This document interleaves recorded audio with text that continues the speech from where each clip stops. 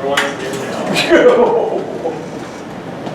Well, good evening, everyone. Good evening. I don't really have any fancy thing to say when we begin, like Ryan might, so I'll just open in a word of prayer. Dear Lord, thank you for this day given all of us, and thank you for the nice sun, even if it's really hot. I pray that you just be with us as summer starts tomorrow. Just help us to enjoy that time of the year. I pray you just be with us tonight as we study your word. Just open our hearts to what you have for us to say to each other in these conversations. I just pray that you just help new understanding be reached tonight. Amen. Amen. Okay. I'm a little tired today, so if I start stuttering or anything, you'll put up with that. But We'll throw something at you if you start there we going go. off. That's okay. We got plenty of stuff to throw There you at go. I like mints. You can do that all day long. Anyways, we're going to be talking about the book of Jonah tonight, specifically the first chapter of Jonah. It's actually one of my favorite books in the Bible, which is kind of why I gravitated towards speaking about it. I read a paper about it in college, even actually. But sometimes you think of it as a children's story, one that's really familiar to all of us. But really, there's a lot of really deep stuff written in it. I think it's really good to focus on, even if some of it seems very physical or surface level when we first look at it, possibly because we're familiar with it. Today we're just going to be doing the first chapter of Jonah, so if you have your Bible with you, you can turn there. I think there's some Bibles on the piano if you want to get one from there.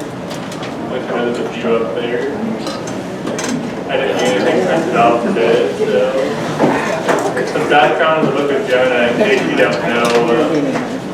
Jonah was a prophet around the time of the reign of Jeroboam II, I believe his name was.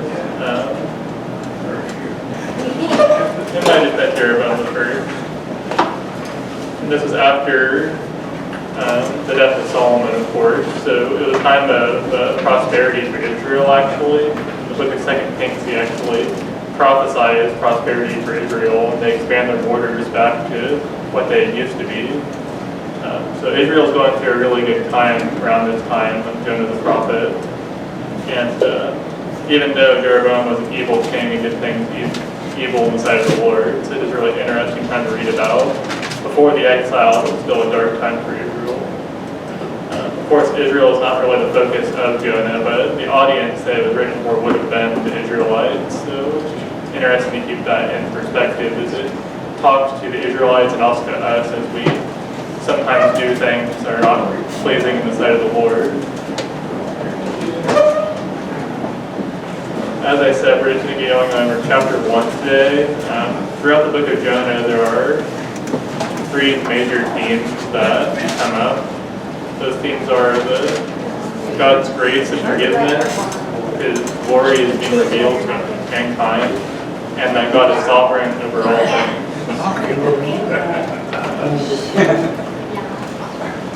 Other things about Jonah is the book itself. It's a really interesting book. If you actually just look at it just from a liturgical standpoint, there's a lot of the literary masterpiece, as my Bible put it, actually.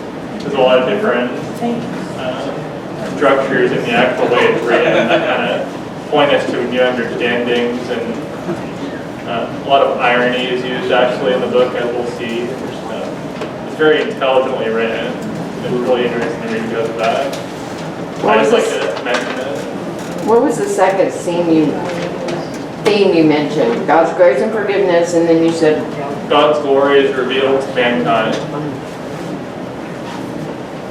Thank you. That's actually one of the ones that I think we get less focus on when we talk about Jonah. So I'm glad you asked again. We'll see it today in the first chapter for sure. We see all 3 in really all the chapters. It's really interesting how much they really circle around these key themes. So I'm just going to read through the whole Jonah real quick, early Jonah 1, and start from there. If you guys want to follow along with me, you can have it. Jonah chapter 1. Now the word of the Lord came to Jonah, the son of Amittai, saying, Arise, go to Nineveh, that great city, call out against it, for their evils come up before me. But Jonah rose to flee from Tarshish. from the presence of the Lord.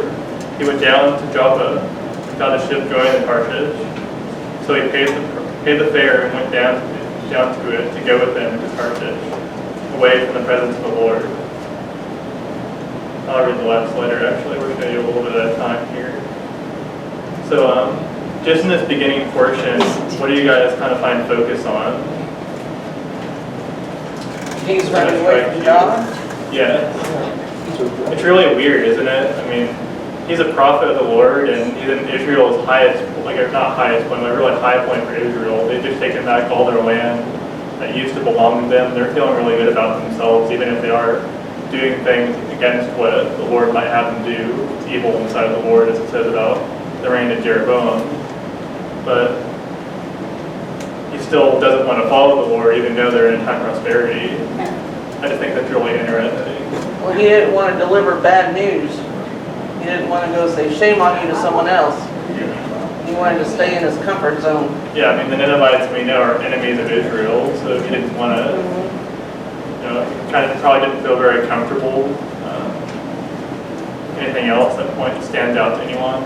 Kind of think of today's time where we know we're supposed to go do something, we don't want to do it because it's out of our comfort zone, and we like to come up with all kinds of reasons. I can't. No, I get that a lot, actually. Tonight, I mean, I didn't really feel like talking to a lot of people, but I remembered I had to come up here and I love you all, but like, I'm kind of tired, right? So it was hard for me to even do that, I don't always want to be social every day, and sometimes I have to be. I have it daily at work as well. Sometimes I don't want to go talk to people or get a phone call, and sometimes we have to do that, And, so doing what God called us to do, whether it be just our regular calling or just like coming here tonight, like I volunteered. Yeah. Even though it's hard, sometimes we have to do it. Now, of course, Jonah, as we do a lot of times, is kind of running away from that calling, as we see. Well, why would he even think, though, that he needed to go speak to the Gentiles? Exactly. I mean, yeah. like you said, they're not they God's were being people. Why should he share God's message with them, right? Yeah. We actually see in chapter 4 later that the reason he didn't want to go to Nineveh, or that's the reason he claimed, is because he knew God would forgive them if they repented, which they ended up doing. So it's almost like he doesn't think they're worthy of God's forgiveness, but he knows who God is. That's actually a key theme. Recognize that Jonah, he knows who God is throughout this whole story, but he still chooses to act against him. Well, it's just like most Christians nowadays, with their nose up in the air at anybody who's sinning or, out there doing something that's just not quite right. Instead of praying for them and hoping that they come, loving them to Christ, they just want to stick their nose up in the air and say, oh, they're sinners, they're bad, they're going to hell. And then turn around and gossip. And leave it. That's what I was just going to say. Or tell all their friends. Yes. Yeah. I think that's something that we, especially modern Christians, really struggle with, especially with all this social media going around that promotes things that we don't believe in. So really, I relate to Jonah a lot here. I don't want to be talking to the Gentiles. That I don't either fear them or I don't think they should be forgiven. They need to work on stuff, then they can be forgiven. But that's not what God says. Nope. Right. So, that's why I like focusing on Jonah. I relate to it a lot. I think it's very applicable for our life nowadays.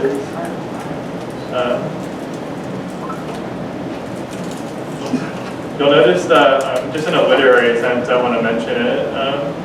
As I said, there's a lot of just different literary devices that are used in the book of Jonah just to kind of put emphasis or to prove points.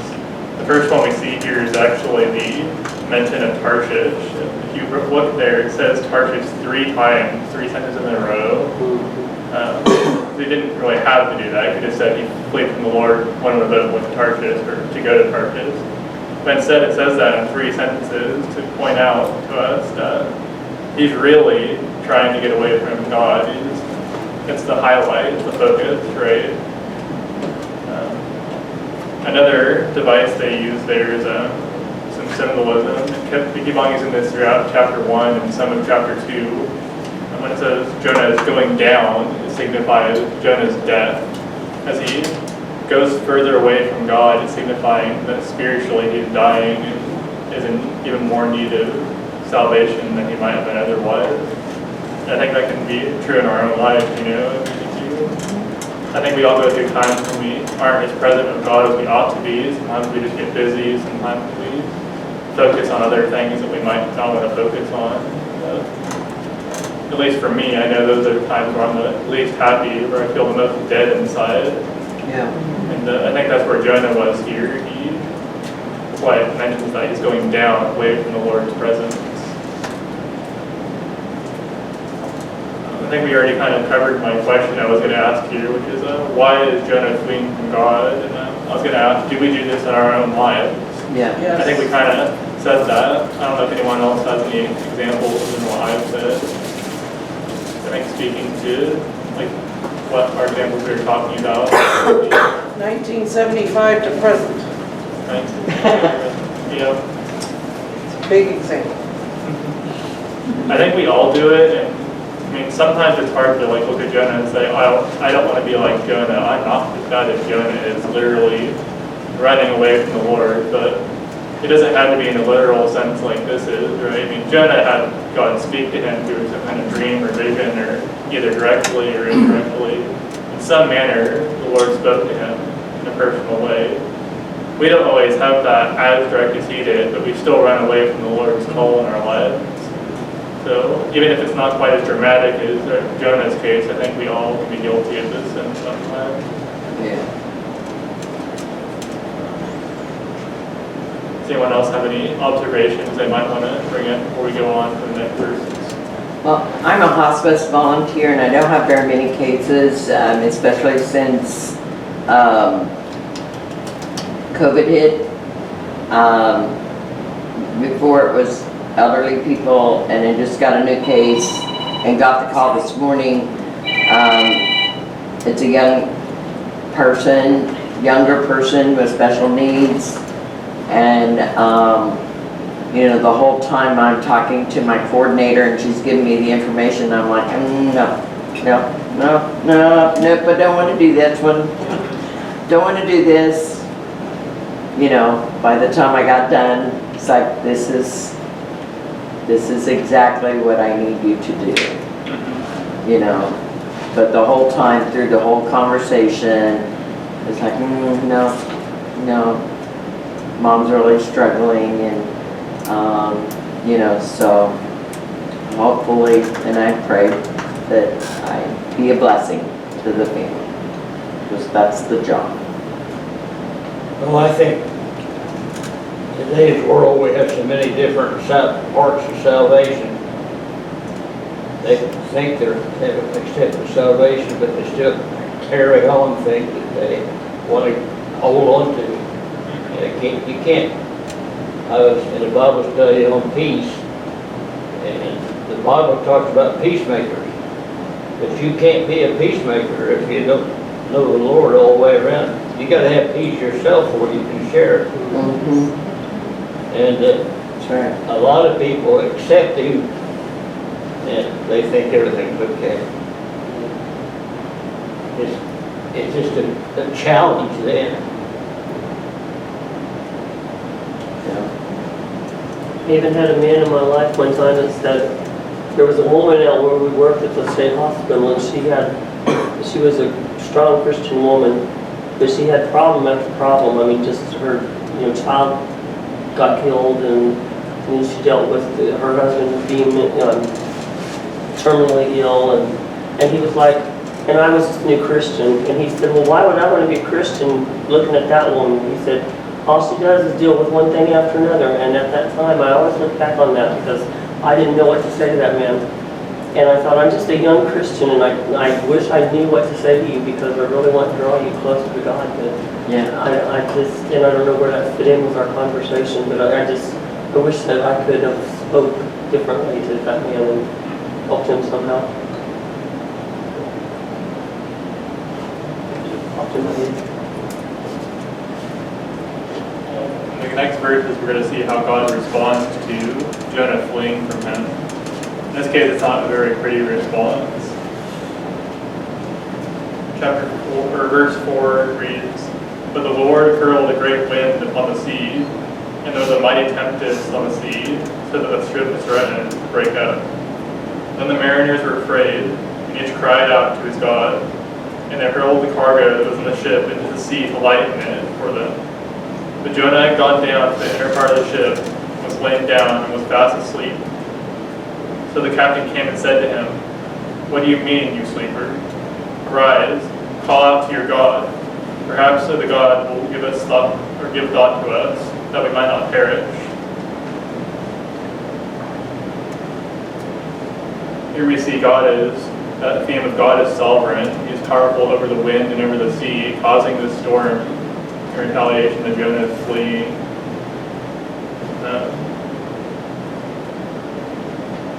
We also see the sailors are afraid and they're praying to their own individual gods for salvation, lowercase gods for the record. By the end of the story, we're going to see that they actually learn who the true God Yahweh is, and they're going to know him and worship him better than Jonah is actually, which is really interesting in this story. So I said they did not yet know Yahweh, but they soon will fear him. Right now they're just afraid in general, though, for their lives. Jonah, after we read, that the storm is raiding the ship, he chooses to go down, signifying death, into the ship, under the water, which, if we look at the picture of baptism we have in the New Testament, as being death and then ascending into the water. It's a really good picture, I think. He's ascending below the waters too, and eventually will go down below the water, and I think he's going to stay there after he's run off the ship later. It's kind of just a reflection of baptism. I think it's really interesting. He's going down the ship to rest while this storm is going on that he knows is caused by him. He knows God is angry and not happy with him. But instead of being worried about the people on the ship or himself or the others, he decides to go take a nap instead, or to rest. To me, at least, I don't know about you guys, I'll have to be what you think, but it seems like he's trying to, escape this trouble by falling asleep and hoping it all ends, whether or not that means the end of his life or it just passes. Do you guys have any thoughts on that? What do you think Jonah would have went to avoid this problem by going to sleep? I think that's kind of what he was trying to do. He certainly wasn't thinking of the other sailors. Certainly not. He wasn't fearful for their lives. Notice that there's no mention here that Jonah is afraid at all, actually. The sailors are certainly afraid, but Jonah, it never says in this whole passage that Jonah is afraid of what is happening. Right. Perhaps it's because it's what he expected. I'm not really sure, but it's really interesting to see that. And as we focus in on the sailors later, we see that they continue to be afraid and grow in their fear, while Jonah is never mentioned to be fearful at all. He's just avoiding. I think that's what he's doing, yeah. Just avoiding. I think so. I think, like, as we were saying in the first section there, Jonah's fleeing from God, so in this moment he's trying to, God's trying to speak to him, telling him, hey, you're doing the wrong thing. Right. But I think even sometimes I can do this, and I think we all can do this. We know we're doing the wrong thing. We know we're fleeing from God's plan in our lives, and we don't like it, as we were talking about before. God will sometimes, keep on nagging us about it, saying, hey, you should do this. This is my will. And we still won't choose not to follow that. And I think that's what Jonah is doing here. Yeah. I have a saying, talk is cheap. It's the living, not the talking. There's a lot of people who talk to you and they'll tell you the truth. Easy to say, but they don't take the next step. In this passage here, does anything else stand out to anyone in particular? Anything else that's notable? Just the ignore it and it all go away is not something in my head. I thought it would go away, just ignore it. I think it's kind of interesting the shipmaster came to him and was like, hey, why don't you try your God? Ours is Mhm. like, Yes. you see that all over the Bible. There's a lot of times where people like, Pray to your God. yeah. Like, I don't believe in your God, but if you could pray to him for me, that'd be Right. great. Yeah. Right now. Kind of think, makes you think about what's gonna happen at the end of the. Well, it makes me time, wonder if what everybody's if, you know, gonna- the captain kind of knows Yeah, Jonah has something to do with this.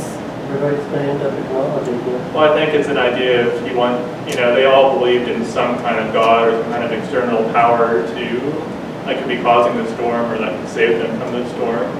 All of them are praying to no effect, but there's this one guy who stood on the ship and, he's not praying. So they need every possible solution on the table here. Right. But they don't know, the true God yet. So they just want the possibility that this God can save them, our God can save them.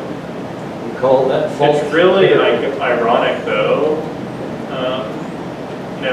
Jonah is a Israelite prophet chosen by God. He's one of God's people, and he's a specifically chosen person with a close relationship with God, has special messages from God to do His will. But still, he has to be convinced by a pagan to pray to him. I can't say that's ever happened in my life, but this pagan has a better idea of what Jonah should be doing than Jonah does himself. Right. Right. Jonah's still choosing to not do that. Very ironic. My Bible has a note on it. I'm trying to find it here.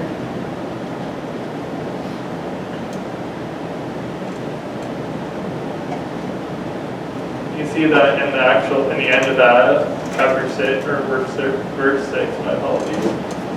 It's saying that, or the pagan says that the God would give thought to us that we might not perish. The Right. pagan's first thought is that no one on board will perish. It's kind of neat that he's kind of thinking about everyone. He's not just thinking about himself. He wants everyone to make it out of this. And as we'll see later, they continue to think this is their priority. Kind of points towards them being good people even though they don't know our God. I think that's something we sometimes forget in our lives, of people that don't know God are just people that they're in desperate need of Him, and they can be good people other than the fact that they aren't forgiven by Christ. They can do good things and want good things. I think, at least for me, I can lose track of that, especially with all the negative influences online. They're always saying things, especially like the month of June. There's all that stuff in the month of June. Yeah. It's all against what we believe and what we know is true. And it's easy to look at them and say, oh, well, they're not good people because they go completely opposite of what we believe and what God says. But really, sometimes they can be good people. They're just lost in sin. They don't know the right answer. Absolutely. Right. Yeah. But even though they don't know the right answer, they might have good ideas and good intentions, like the sailors do here. Yeah. Yeah.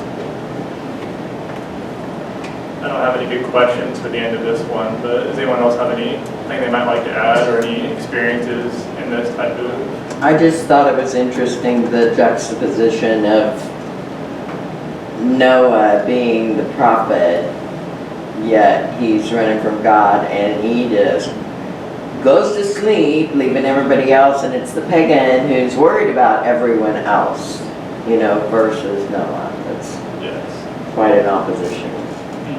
Well, he knows that God will punish those who act contrary to His will. I mean, he's a prophet. He's probably, he's pretty studied on this type of thing. Right. And he knows that, his message is supposed to go to Nineveh, who's going against His will about their own destruction. So he knows that, that our God is a just God, and he knows that if he acts against Him, he might get punished for this. Yes. Now, of course, our God is graceful and forgiving, and we see that later. Jonah knows that too. So maybe he's thinking that's going to happen to him, but I think that'd be very ignorant for him to completely rest on that, right? Absolutely. I mean, this is a pretty bad situation he's in. It's looking pretty dire. Yeah. To me, it's almost like he's given up at this point. He went down into the boat after the storm started, after everyone's working really hard to try to escape the storm, even throwing cargo off, which is very valuable. he decides he's just gonna go hide from the problem. Well, I'll just go sleep. Yeah.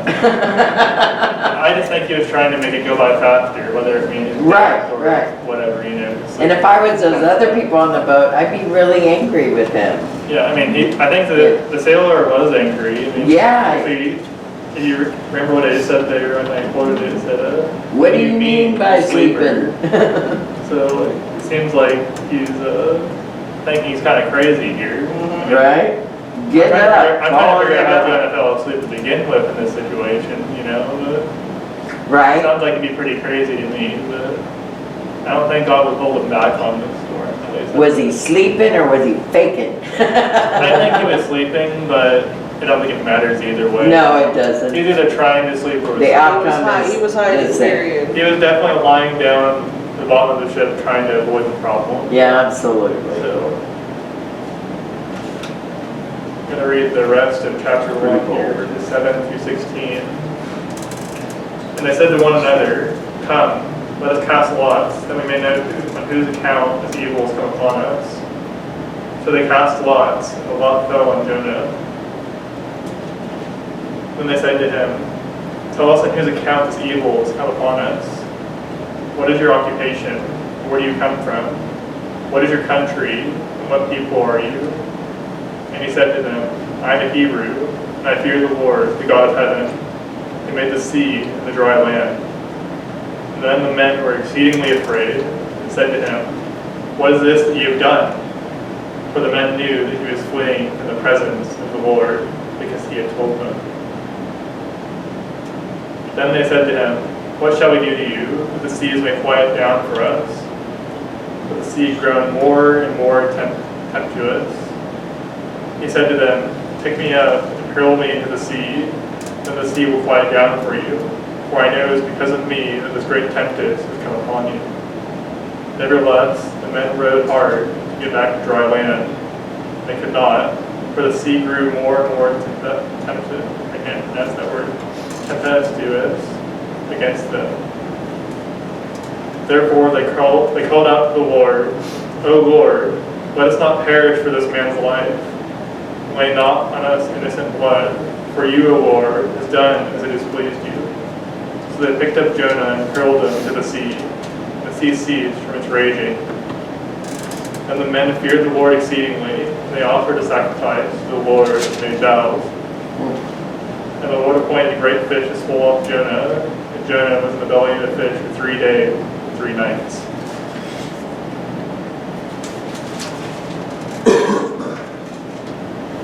Starting at the beginning there, is anyone have anything notable they see here in the story?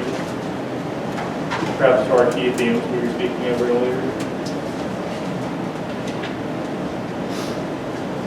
Well, yeah, you're almost thinking that Jonah was in the belly of the ship, asleep, and next he's going to be in the belly of a whale, and he's going to be going, "This may even be worse than I thought."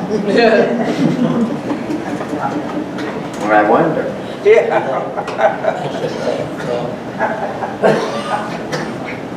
He deserved it. I mean, I think we all deserve this, in some level. So, Right? well, none of us deserve God's grace, especially in situations like this, like we run away from God like Jonah has.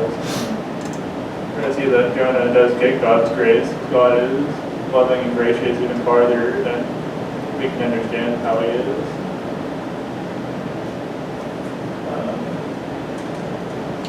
I titled this section, "The Pagans Learn to Fear Yahweh," and Jonah descends.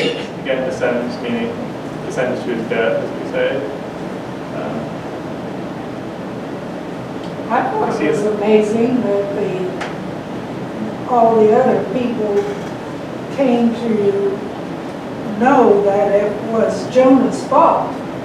I mean, they knew after he told them about the living God, and they knew it was his fault, and he admitted it then that he was the cause of it, so naturally they would want him to go to his God and take care of it.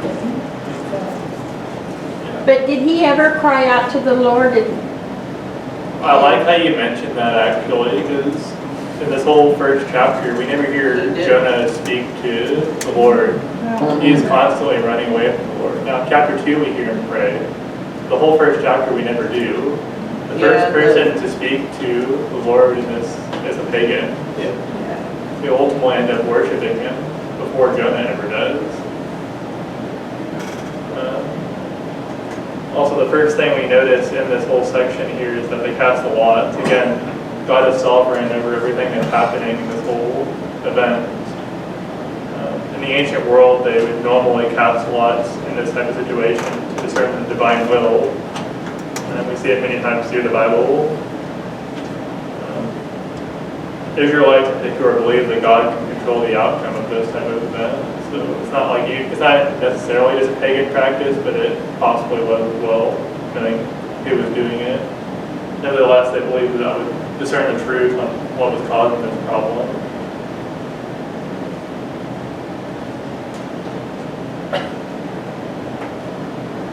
After this, Jonah tells them all about himself. He tells them his occupation as a prophet.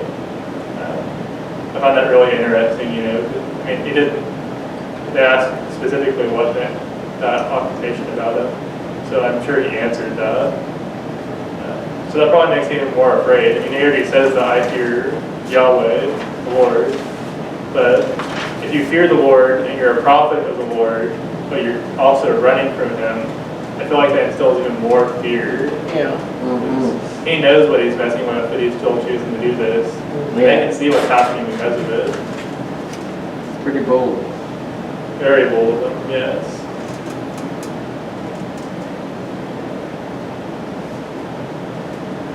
Does anyone else notice anything else about how Jonah speaks about the Lord here?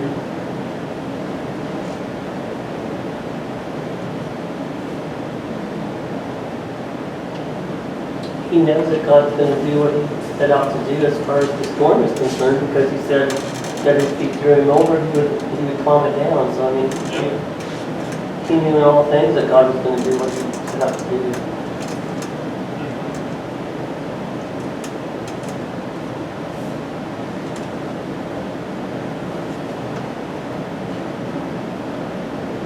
I find it really interesting that, first off, Jonah says that he fears the Lord. That's the first thing he says, actually. He says, I'm a Hebrew, and I fear the Lord, the God of heaven. Well, he says he fears the Lord, but at no time in this did he act like he fears the Lord. Right. The whole first chapter. But he keeps running. He keeps running, and he doesn't actually act in fear.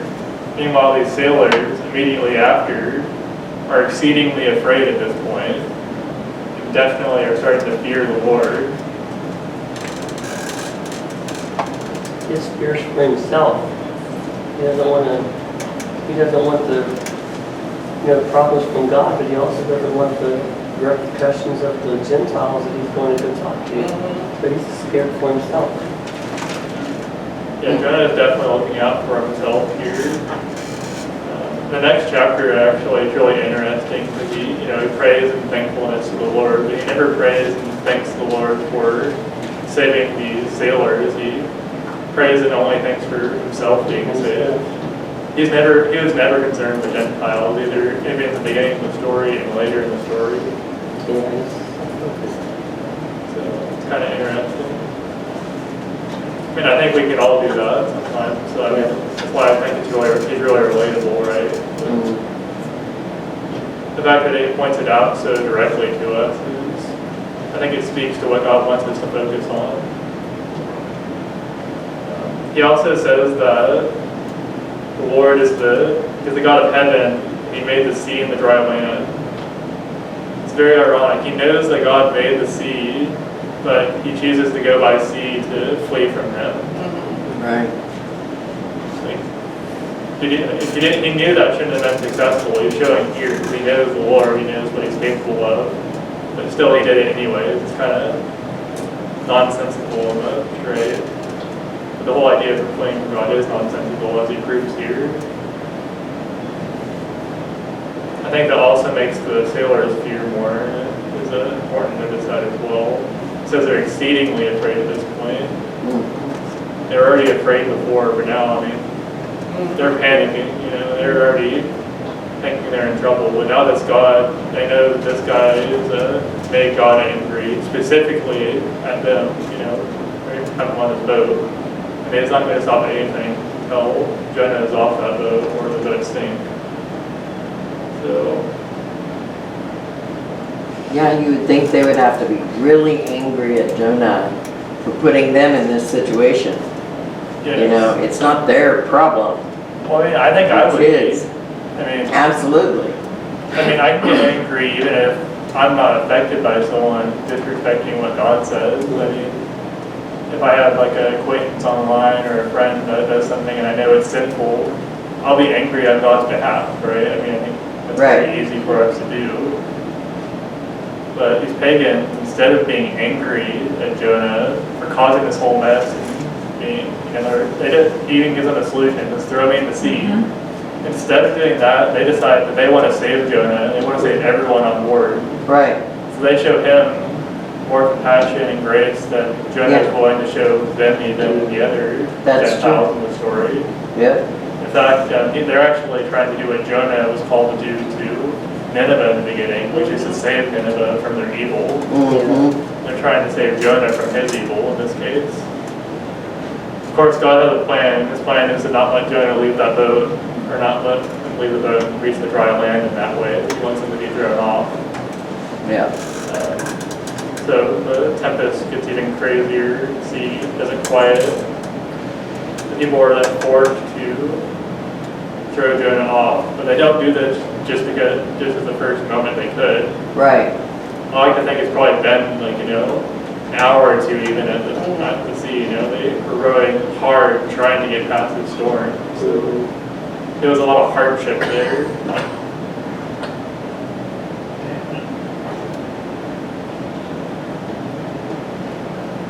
Really what this points at is that the sailors, they're really good people at their heart. They just don't know the Lord. They don't know, God says later about the Ninevites, they don't know their left hand from the right hand.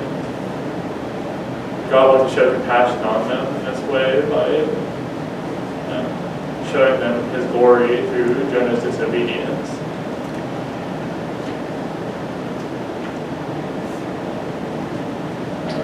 Before Jonah ever prays, the pagans start to praise the Lord. It says that they call out to the Lord saying, "O Lord," the divine name Yahweh is there, so they're talking specifically to our God. It says, "O Lord, let us not perish for this man's life, and lay not this innocent blood on us. For you, O Lord, have done as it pleased you." So they picked him up and hurled him into the sea. The sea ceased its raging. So only as a last resort, they decided to throw Jonah into the sea. And they acknowledge that they understand that it's God's will that Jonah be thrown in. That it's not their will. They would rather save Jonah because they don't want any innocent blood on their hand. They even ask God to forgive them of that. It's really interesting. I mean, you know, Jonah's here just completely still not caring about God, you know, this whole circumstance. Really, Jonah is just saying, throw me over and end my life already, but they're saying, no, we want to save you because we value you, which is how Jonah should be to them, and how we should be to other unbelievers and believers alike. And it just paints a really interesting picture. I think the whole irony of the pagans following God better than Jonah here in this whole section is supposed to point out to the original Israelite leaders, but also to us that sometimes it's really, we must recognize that the unbelievers sometimes are good people, and that we ought to show them love and forgiveness, and sometimes they can be even better people than us, and we can learn from them. Right. In this case, it's a very easy to see case here. I think in our own life it's harder to see. One thing I always think of is just like how we present our faith to people, you know. It can be very easy to get very direct about it. I know like when I've shared before, be very direct about sharing it and hurt other people.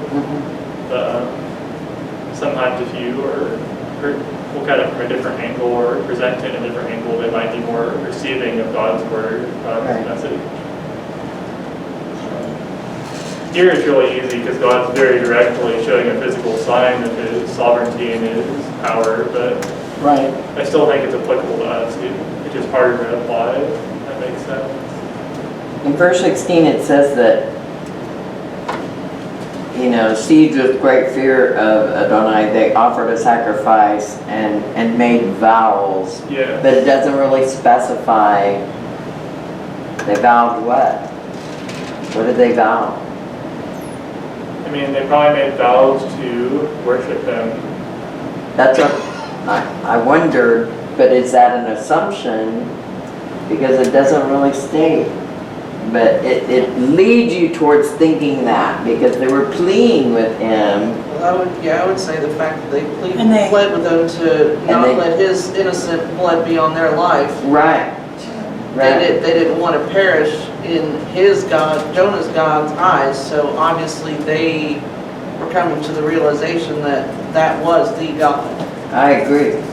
I So- agree. So yeah, I would have to It say. just kind of drops it, It drops it, but I would have to say that their vows were probably to serve Well, God. especially since it says right before that they made a sacrifice unto him Yeah. Exactly. and vows. Yeah. And they greatly feared him, made the sacrifice, and then made vows. Yeah. So before they were devoted to their other lowercase god. Right. Here, when they make a vow to God, it's kind of like a vow to worship Him, and they recognize Him as the one who saved them here, the one Yeah. who's powerful, The one true God. one true God. Yeah. The fact that they're speaking directly to God here, they use His Exactly. name even, is one thing that's really interesting because they probably never heard of this guy before, this God before, except maybe in passing, but they didn't believe in Him or they believed He was one of the gods, but not the only God. Right. And now they've seen His power and His power, His grace, and His glory firsthand, and they believe. Right. See, one of the things that bothers me is Jonah was the prophet of God, and he didn't even talk to them about this God. I mean, He totally worshipped them. Only after they. Only after it became a problem. Yep. Well, yeah, but they had to figure that out on their own. Right. I mean, by. He wasn't being a very good witness. He didn't go in there to tell them, try to save them, or trying to, help them at all. And I thought, how can he be a prophet of God when he doesn't even care about these other people on the ship that would have died had God allowed him to die? I think it's really easy for us to look down on Jonah, and I think we're supposed to for this story. But I imagine putting myself on the sailor's point of view and seeing Jonah. He told them he's a prophet of God, but he also told them that he's running away. It says, Yeah. for the men knew that he was fleeing from the presence of the Lord because he had told them. Yeah. Yeah. Like, how stupid did they probably think Jonah was here? Right. Well, Like- yeah, and he was. I Not think he's representing crazy. faith very well. Yeah, it's definitely not a good representative. Right.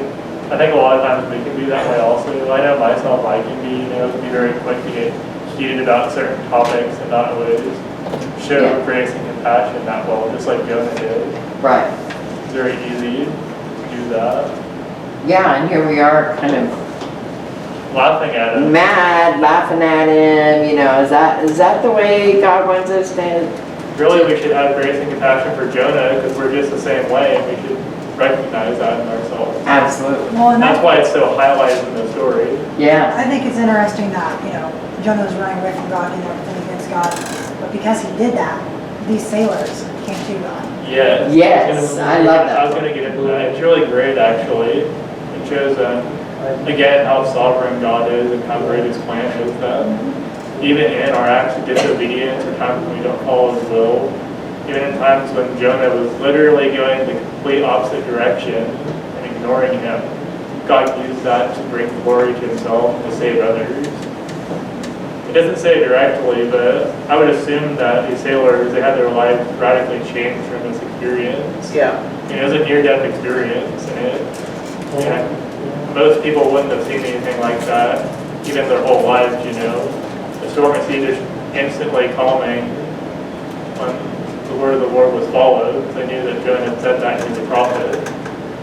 I think So, God knew. I like to think that they believed in Yahweh the rest of their lives, Yeah.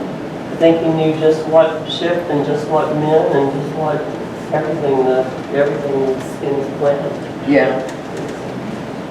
So even though Jonah was disobeying, God was using him in a special way. Yeah. I don't have any good examples of how that happened in my own life. I know it's happened, I just couldn't think of any notable ones I could share. I don't know if anyone else has any they would like to share like that, but not to put anyone on the spot at all. But or just ideas of when that could happen at least. Maybe not so much, where my attitude was bad or something, but I think about people, I use the testimony a lot when Chelsea was sick and why we had to go through all that and why why God, why did we have to do this and how many people, there was a little girl there that was saved because we were there showing mercy, And so God uses every situation that's difficult, or even if I'm sitting back especially when I shouldn't be, He's still working because I'm not going to stop Him from doing what He needs to do, with my worry. And there were other people that were blessed because of the situation that we were in. Yeah. We didn't want to go through it, and I know everybody sitting here that has had a situation like that in life. Where something negative produced something good for God. I think of one story I just thought of whenever I was applying to go to college actually back in high school. I started applying pretty late in November. The cutoff was December 31st to get all the paperwork in and get an interview in. I worked really hard at it and got everything done except that interview because I couldn't make it down to get there to do that in time, December holidays. I felt like God was calling me to go to that college, College of the Ozarks where I did end up going. But instead of, trying to figure out another solution after December passed, I decided it was too late and I just ignored that call from God to go there for a little while and gave up, right? Later on, a few months later, I got a phone call, God calling back to me and saying, hey, you want to go here? Want to do an interview? And history tells itself. I went and did an interview, got in, and even though I did it late, God had a plan and got me there where He wanted me to be. Right. So even in my disobedience, He used that. And it's really interesting to me because I can look back on it now and see that God always had a plan for that to happen that way. Right. And I can see how He was sovereign because of that, because I gave up, but God didn't. And I can see that still happens in other events in my life. And Yeah. I'm sure it's going to happen the rest of my life where I'm going to not understand God's will or see that, try to do my own thing or give up on what God was doing, but God's going to make sure His will is done no matter what I think. Really, it's assuring to me. Jonah I don't think it was really assuring to Jonah in this exact case just because he didn't really care about the pagan, so we can see at least that in these events we can be, even if we're still doing what is evil on the side of the Lord, as He said about Jeroboam and grain, that He can still use our actions against Him to bring glory to Him in some way, whether it be the people we meet in those places, like Jonah meeting the pagans that he never would have met otherwise, or other examples in our own lives.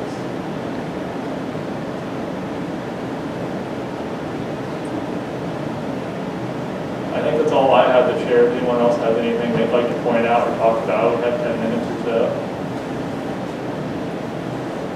I was just thinking on kind of going on what Judy mentioned. I know that with my parents, as they were getting older and having a lot of issues, both my parents as well as my husband's parents, some of the most amazing things happened in those waiting rooms at the hospital. I mean, God's presence is just, it's so strong in those places.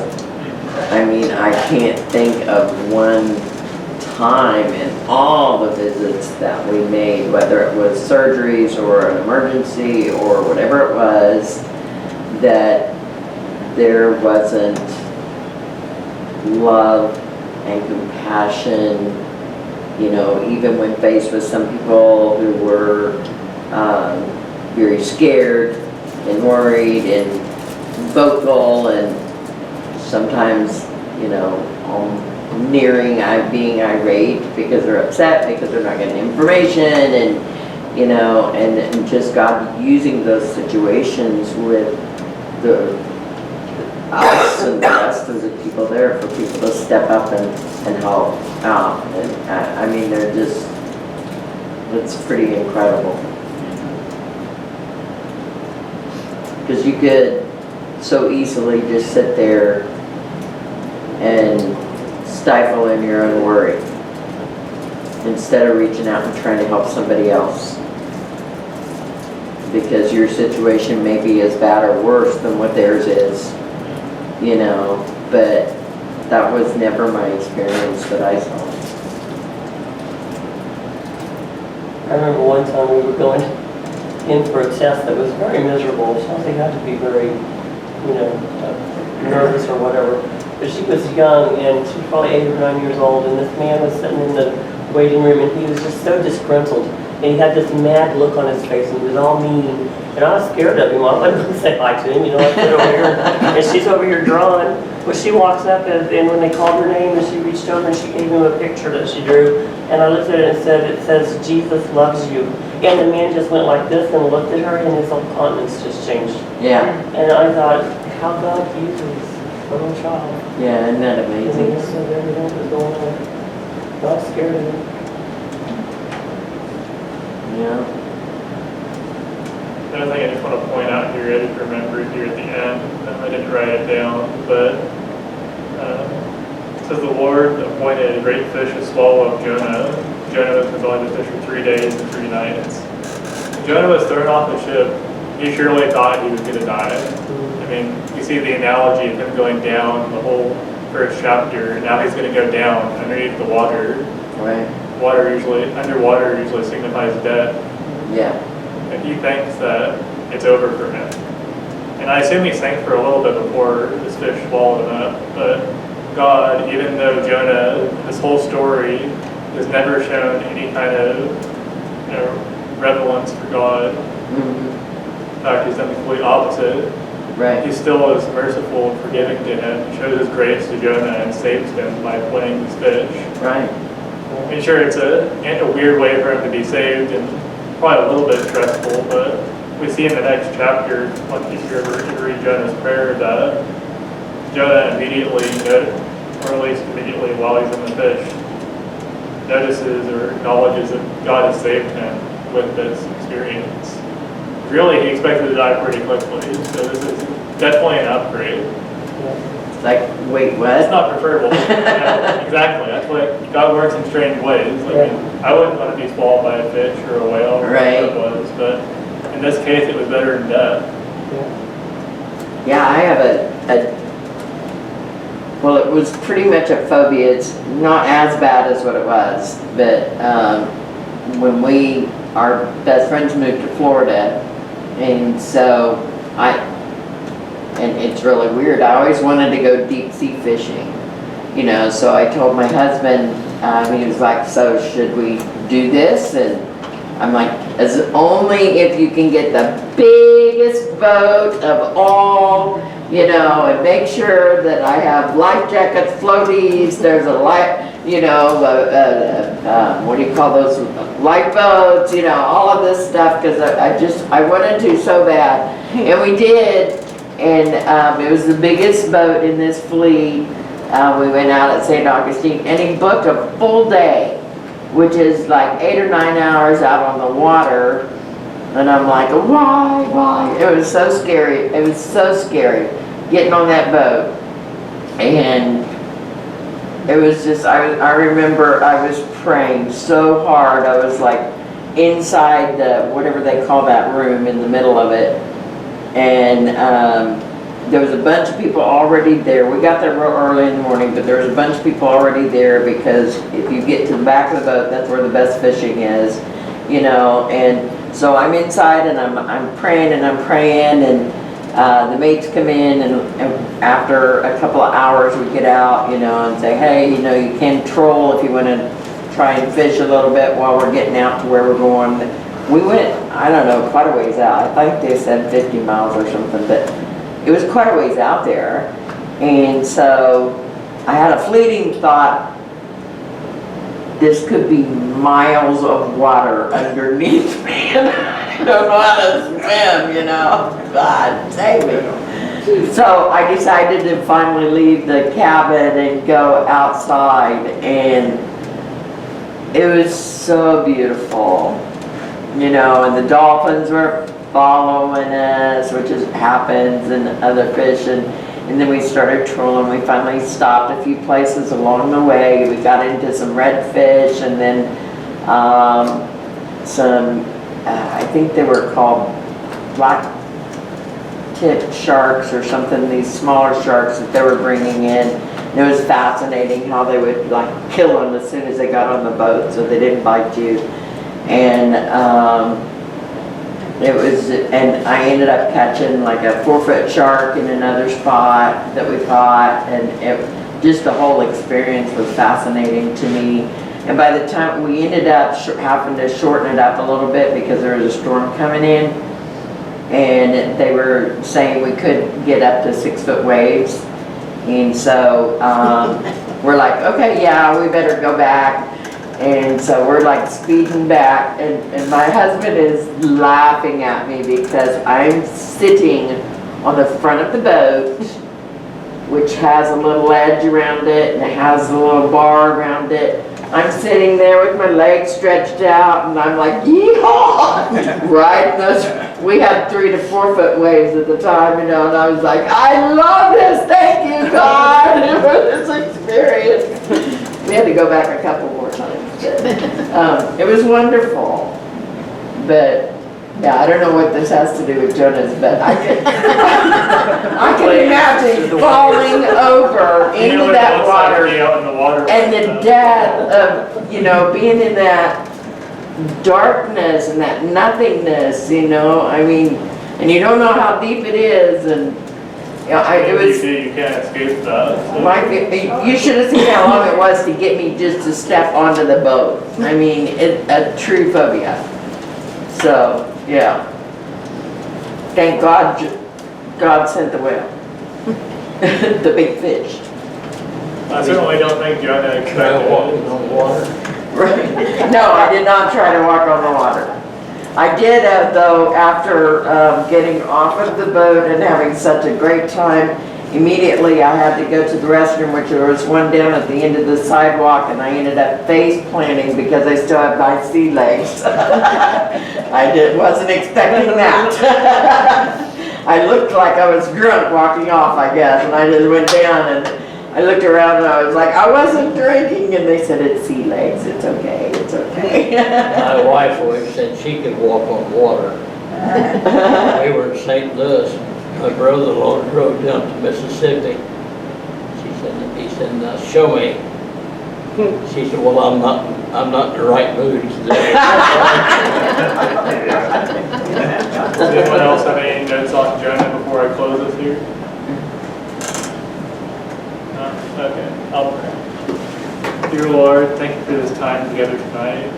Thank you for showing us your sovereign power, revealing your glory, and your great grace and mercy that you show not only to us, but also to unbelievers, especially when we all don't follow your will. I pray you help us to use this story of Jonah as a reflection of our own lives, and help us to remember your grace and mercy, and how it's shown to us when we disobey, and also to others, and help relay that love to others, that your glory might be known in our lives and to other people's lives. Amen.